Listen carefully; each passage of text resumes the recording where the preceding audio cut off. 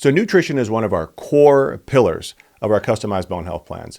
And if you're worried about your bone health and looking to improve your bone health and quality, maybe even reverse osteoporosis, nutrition should be a primary tool for two reasons. Number one, we all have to eat, so we might as well eat something good for our bones. And number two, it's massively powerful. So I want to show you 3 foods that you could consider to make sure that you are getting in your diet. These may not be for everyone, but there are no other foods with as much evidence to support their use as these 3 food groups. This is not just my bias here.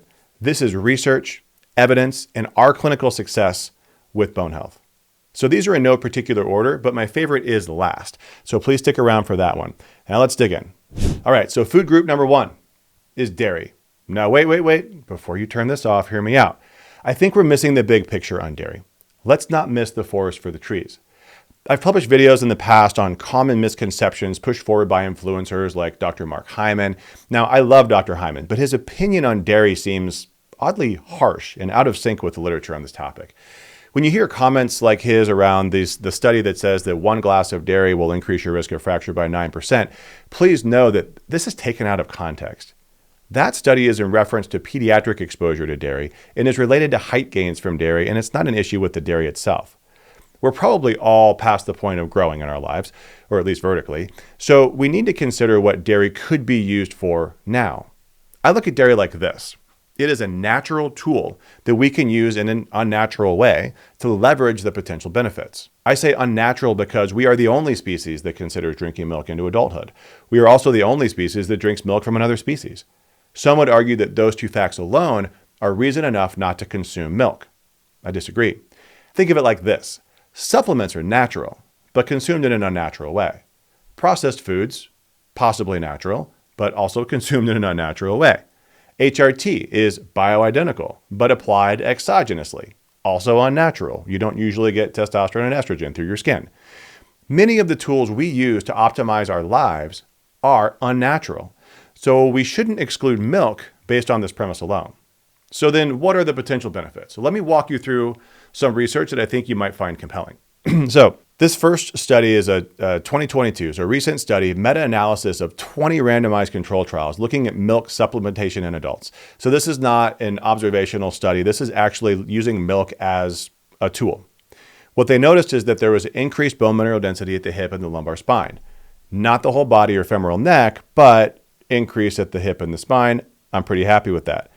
They looked at P1NP and CTX, my favorite bone turnover markers, and what they found is that P1NP went down marginally by 5 nanogram per ml, but CTX went down by 160 picogram per ml. Parathyroid hormone also reduced, which is beneficial for calcium metabolism, and IGF-1 went up. So if I just lost you with all of those acronyms, let me break this down for a second. So P1NP and CTX are bone turnover markers. P1NP is bone building. CTX is bone breakdown. You want to look at the ratio between P1NP and CTX because they're generally going to move the same direction. What we see here is that P1NP does go down, but just a little bit. So it's a little bit less bone production. But CTX drops by a lot, by 160.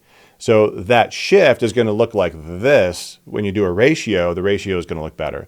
And that would make sense when we see that parathyroid hormone goes down. So we know that parathyroid, when it goes up, is going to increase bone metabolism. So that's consistent with these biomarkers. And then IGF-1 is an anabolic catabolic switch like marker. That's the way I look at it, meaning that when IGF-1 goes up, you're more likely to be building muscle and bone. When IGF-1 goes down, you're more likely to do things like losing weight. And it's always going to fluctuate up and down. But if you look at the average over time, we want IGF-1 to go up if we want to build muscle and bone. And dairy has that impact. So for me, this is a net positive for milk supplementation, is the way that they describe it. Now, this next study is another 2022 review of the benefits of dairy.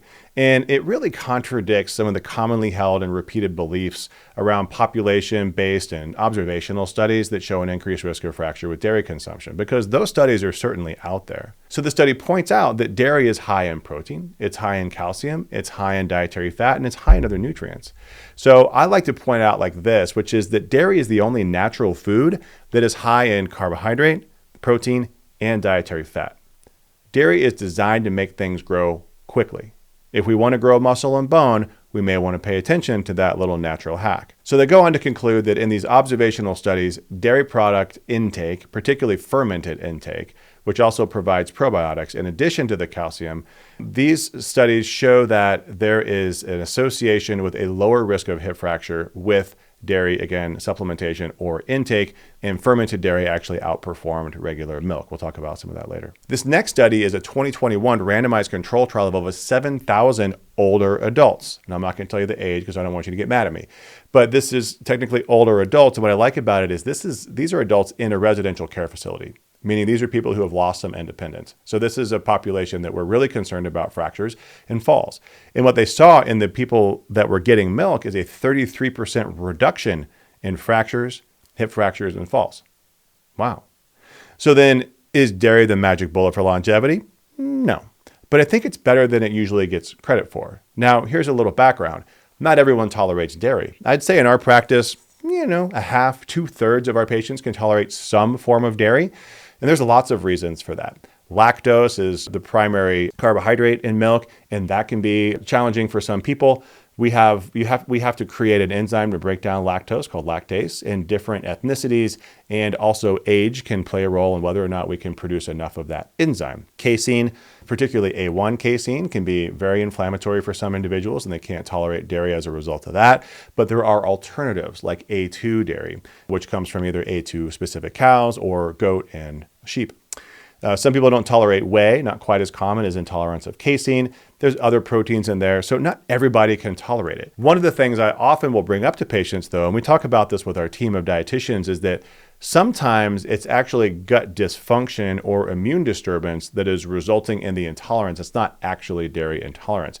So sometimes you can heal the gut, and then somebody can tolerate at least some of the milk. And you don't have to drink milk anyway. You can actually consume other dairy products, specifically, again, A2, cow, goat, and sheep, but in fermented forms, yogurt, kefir, cheese. So there are lots of different ways to do that. And in fact, I'll show one more study here. So this fourth study was a meta-analysis of 3 randomized control trials, 3 prospective cohorts, and 3 case-controlled studies, and in postmenopausal women. So this is our group of interest, right? What they noticed here is that when it comes to fermented dairy, that the higher yogurt consumption that women had, that was associated with a reduced risk of hip fracture. Cheese actually did not have a positive or negative effect. So maybe they're not getting enough of the things that you need out of cheese, or it's not good cheese. But both cheese and yogurt decreased those bone resorption markers like I showed in that previous study. They did not increase the bone growth markers, but again, they're usually going to go the same direction. They didn't go down. So I would argue that we should consider dairy. It's not for everyone, but it can be a powerful tool. Personally, my favorite dairy is either raw A2 goat or cow milk, full-fat cottage cheese, full-fat Greek-style yogurt, maybe some raw aged cheese, or I struggle with portion control on that. But those are my favorite things to add in, both calcium and all the proteins that you potentially get out of raw dairy, like lactoferrin and lactoperoxidase. So, all right, we've got 2 more to go. But before we get there, if you're having a hard time putting together how to do all these things for your bone health, consider joining our masterclass. A totally free 1-hour class where I go through all of the ways that we put together programs for individuals. I talk about all the tools, most of which you can do by yourself, and we talk about how to do the things that you can't do by yourself, and then leave about 15 minutes for questions. Thousands of people have found this to be really valuable, so if you haven't signed up for this yet, I would encourage you to do so. Look for the link in the description. So, food number 2, prunes. So I've reported on prunes before, and I have really spent my time on the biggest study around prunes. But let me just show you how much literature there is on prunes. And I know it's kind of weird that there's this fascination around these dried plums, but for what it's worth, there are so many studies looking at prunes that I think it's worth talking about, and it's worth including in our top 3 foods for osteoporosis. All right, so this study is a 2024 randomized control trial. And again, if you've heard me talk about these, this is 50 grams versus 100 grams of prunes. That's around 5 prunes versus 10 prunes, or 5 to 6, 10 to 12, something like that. But what they noticed is that there was preserved cortical bone structure based on imaging, and that the 50-gram dose is tolerable. And we've heard that in multiple studies. 10 prunes a day, too many. This next study is a 2022 randomized control trial, again, on these 2 doses, 50 grams and 100 grams, but this time specifically in men. There was a positive impact on bone turnover markers in both groups, but again, even men can't tolerate 10 to 12 prunes a day. It's just too many prunes. All right, now this next study was a 2017 review paper, and it really looked at the mechanism behind plums or prunes. And what they pointed out here, which I think is really interesting, because I've never really understood, why would prunes be so impactful? But it's because they have a high amount of vitamin K naturally. They have a significant amount of boron. They have polyphenols. They have a fair amount of fiber. And the boron, I just wanted to point this out, the boron in a 50-gram dose is around 1 to 1.5 milligrams. And so when we look at boron dosing, I have videos on this too. When you look at boron dosing, you want to get around 3 milligrams. And you can get boron from several different food sources. So this is a good way to get boron in your diet. Same with vitamin K1, comes in at 348 milligrams in that same 50-gram dose. So that's probably one of the reasons why you're getting the benefit from these things. It's probably not magical. You're just getting the tools that you need. Now, this next study is a 2011 randomized controlled trial. This one looking actually comparing the dried plums to the dried apples. And so now we actually can say, oh, well, what about other dried fruit? So this is a study that looked at 160 postmenopausal women, and they looked at 100 grams of one fruit or the other. So again, this gets back to that 100-gram dose. That's a lot of prunes. But 100 grams of one, 500 milligrams of calcium, and 400 IU of vitamin D. Right? So you're getting fruit and calcium and D, but only the dried plums demonstrated preserved bone. And they were commenting pretty much because it was mostly through reduction in bone loss. It wasn't really building bone, although we've seen that in other studies. Now, with all of this research, and this is the third video I think I've done on prunes, my dietitians have come to me to say, look, would you stop talking about prunes? And I get it, because prunes aren't for everybody either, just like dairy is not for everybody.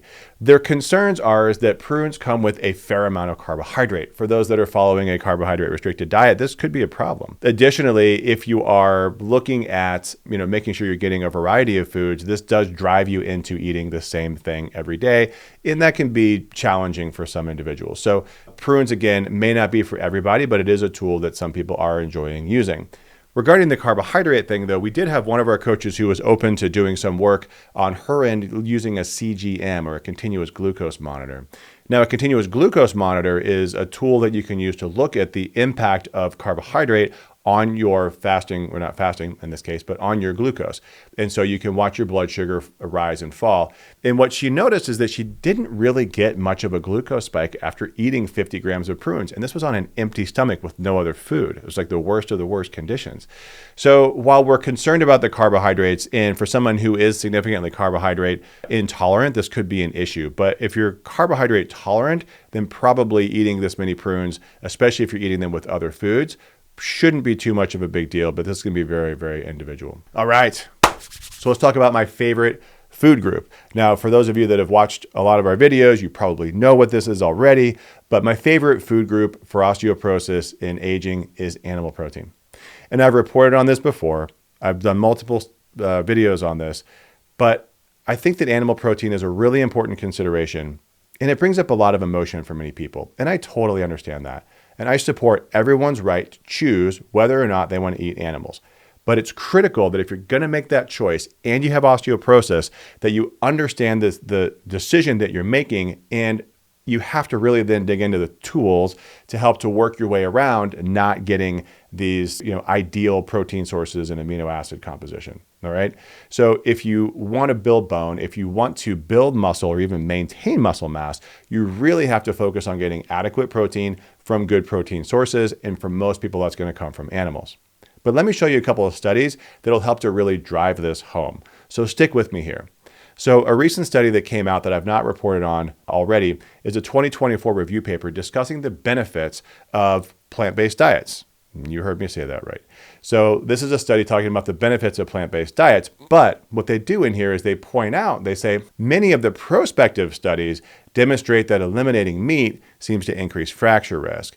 And then they discuss the usual explanation of lowered BMI as the cause of the trend that you see in these observational studies. But I've talked about this before too. Remember that if a diet causes your BMI to be lower, and you're blaming the BMI on your increased fracture risk, shouldn't we still be blaming the diet? Because you can't blame the BMI. The BMI is what it is. So what they're essentially saying is it's not the diet's fault. It's the fact that someone had a low BMI. And if they had a low BMI, then they're going to be an increased risk of fracture. But from my perspective, if the diet's causing the low BMI, we should still be blaming the diet. They also discussed the potential metabolic and cardiovascular benefits, which I agree are impressive on paper. But they're also possible when you eat animal products. So if you compare a well-formed omnivore diet to a vegan and vegetarian diet, you're going to see similar results. All right, so let's put that review aside and let's talk about some bigger studies looking specifically at protein intake. All right, so this next study is a study looking at protein intake and bone mineral density in over 1,500 individuals. And this is a recent study from 2023. So what they noted here is that total protein, regardless of source, was associated with an increase in bone mineral density. And then they broke it down to animal and plant. Animal protein intake was independently associated with higher total body and spine bone mineral density, and plant protein was associated with a lower total body and spine bone mineral density. The ratio then of animal to plant protein was linearly related to bone mineral density, meaning that the more animal protein someone consumed, the higher their bone mineral density. And then when they adjusted for calcium and vitamin D intake, the associations actually became stronger. So when you took the calcium and vitamin D out of the plant group, the proteins from plants even performed worse. So it's an interesting take on animal and plant, and we'll see that continue in other studies here. This next one will do it as well. So 2023 prospective study on almost 2,000 middle-aged and elderly Chinese individuals. So in this study, again, they looked at dietary intake of total protein, animal protein, and white meat protein, and noted that they were all independently associated with improved bone mineral density and less loss of bone mineral density with age. With each increase of 0.1 gram per kilogram per day in animal protein and white meat protein, the bone mineral density losses were reduced by 5 and 10 milligrams per centimeter squared at the femoral neck. So what does that mean? It just means that for each, so this is the linear relationship. So for each increase of 0.1 gram, you could also argue that for each increase of 1 gram per kilogram per day. But anyway, for each increase of animal protein or white meat protein, the BMD losses were reduced. Okay. I don't know if at any point you actually got to there was no loss. My guess is that you wouldn't get that exclusively with diet from this perspective. But you saw this specifically at the femoral neck and the trochanter, if that makes sense. All right, now this next study is a 2022 cohort study on 26,000 individuals. And so what they did in this is that they looked at people that were regular meat eaters, occasional meat eaters, pescatarians, and vegetarians. And what they found is that the vegetarians had a 33% increased risk of hip fracture compared to all of those other groups. So getting some protein was better than none protein when it came to animal protein in the diet. They actually also very specifically stated in that study that they controlled for BMI as a risk factor, meaning that they actually talked about BMI and that concern that BMI is causing an artificial perspective on, or an artificially false perspective on plant-based diets when it comes to fracture risk, but they controlled for that, and they do that in a lot of these studies. This next study is looking at even partial replacement of animal protein with plant protein. Now, this is a really interesting study because what they did is, I wish they would have asked me how to do it, but what they did is they looked at 136 men and women. They used very accurate meal planning, and then they gave very specific ratios, and they moved around the percentage of animal meat versus plant protein. But they didn't really do a great job in my perspective because the differences were so small. But even with these small differences, the plant protein resulted in increased CTX and P1 and P. And you might say, well, wait a minute.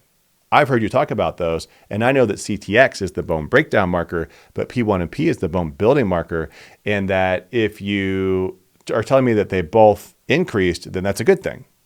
But remember, the ratio matters. So the P1 and P went up by 9 points. The CTX went up by 100 points. So when you use the ratio the way that we do it, just to give you an example on the averages, let's say in the animal protein dominant group, they would be measured out at 55 was the average over 0.34, which is adjusted for units. So you get a ratio of 161. If you use the average for the more vegetable or plant-based protein group, then you get that same calculation of now it's 63 over 0.44, and that ratio then is 143. So you get almost a 20-point spread in between those two ratios with the two diets. And remember that they did not make a big shift, and I forget what the actual numbers were, but it was not a significant change in the amount of protein, and they were both diets were too protein deficient, in my opinion, anyway. So that study could have been done better, but even so, it still shows that there's benefit of animal protein rather than substituting with plant protein. Okay. Now, this next study I've reported on before specifically because this is a big study, a 2020 prospective study on almost 30,000 meat eaters, 8,000 pescatarians, 15,000 vegetarians, and 2,000 vegans. So now we're breaking this down more and more, right? So what they noticed here is that with the meat eaters, after adjusting for socioeconomic factors and including BMI, the risk of hip fracture was higher in both all three of the fish eater, vegetarian, and vegans. Now, the vegans in particular had the highest rate of fracture, and it wasn't just hip fracture, it was overall fracture. Okay, so all fractures. And again, this study was looking specifically to adjust for BMI. And when BMI was taken out of the equation, the significance got stronger, not less strong. So if you hear that conversation to say, oh, well, it's just because of BMI, again, A, you should blame the diet for the BMI, but two, in all of these studies that I just pointed out, when adjusted for BMI, the relationship is still there. And in this study, when you remove the BMI adjustment, the relationship actually gets worse. Okay. So for me, this has become a huge push to discourage people from looking toward a plant-based diet to improve their blood alkalinity. And I say that in quotes for those of you listening to this on a podcast. The reason why I see this as a mistake is because it inevitably results in lower quality and generally lower quantity protein intake. I hope you can see that the above evidence supports the idea that both total protein and quality protein make a significant difference in bone mineral density and fracture risk. So there you have it. Those are my top 3 food choices, which are probably controversial, but includes in no particular order animal protein, dairy, and prunes. So I hope that all made sense. If you like this video, you should consider this video on the best calcium for osteoporosis. If you want to talk about supplementation, you can consider this video on is meat healthy, where I dig into meat a little bit more deeply. So I hope that was helpful and not too controversial. And remember that osteoporosis isn't the end, but deciding to reverse it is a beginning.